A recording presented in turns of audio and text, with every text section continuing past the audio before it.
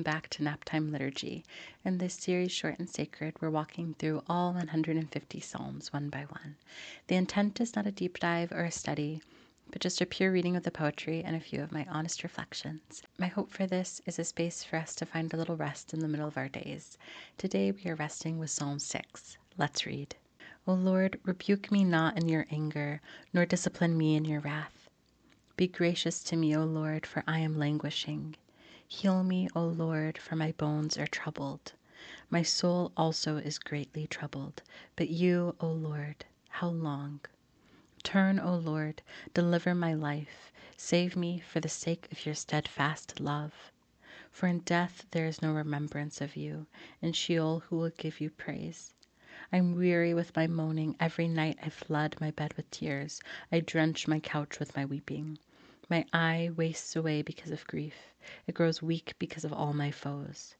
Depart from me, all you workers of evil, for the Lord has heard the sound of my weeping. The Lord has heard my plea.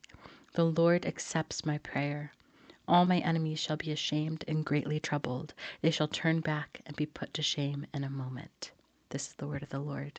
Things that are initially standing out to me is that this is definitely a lament, if I've ever heard one.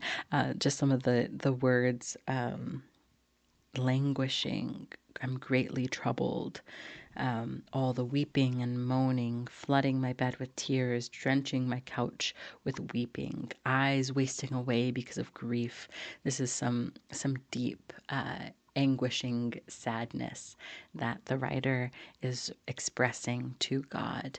And I think we've all had moments in our lives where we've felt this kind of deep anguish. But then there's this turning near the end of the Lord hearing my plea, the Lord accepting my prayer. And so that's a beautiful reminder of just that God hears the weeping and God will comfort and draw close to you in those moments. Just calling out to him is essential and important in these moments. Another thing that's really standing out to me is in verse 4, where it says, Turn, O Lord, deliver my life. Save me for the sake of your steadfast love. So it's not saying save me because I will praise you more, or save me because I haven't been bad recently, or I promise I'll do better in the future. It's save me because of your steadfast love. And we know that God sent Jesus, God the Father sent Jesus to us because of his great love for us. And it's while we were still sinners that Jesus died for us. So there is nothing that we do to accomplish this salvation. It is all through God's love. And all we have to do is have faith and believe and accept Jesus Christ and accept God. And so I think that's just really beautiful and just here. Save me for the sake of your steadfast love.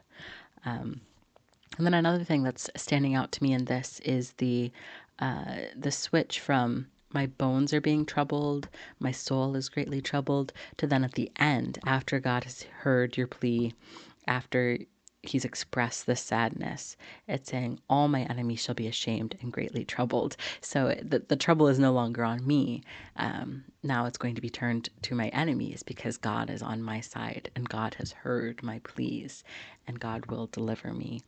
And so I think that's a kind of an interesting way that that's been flipped here in this. A lot of this has been kind of echoing some of the other laments that we have read, where there's this deep expression of emotion, but then also an expression of trust in God, and crying out to him, because who else can you cry out to in these moments? You can't save yourself.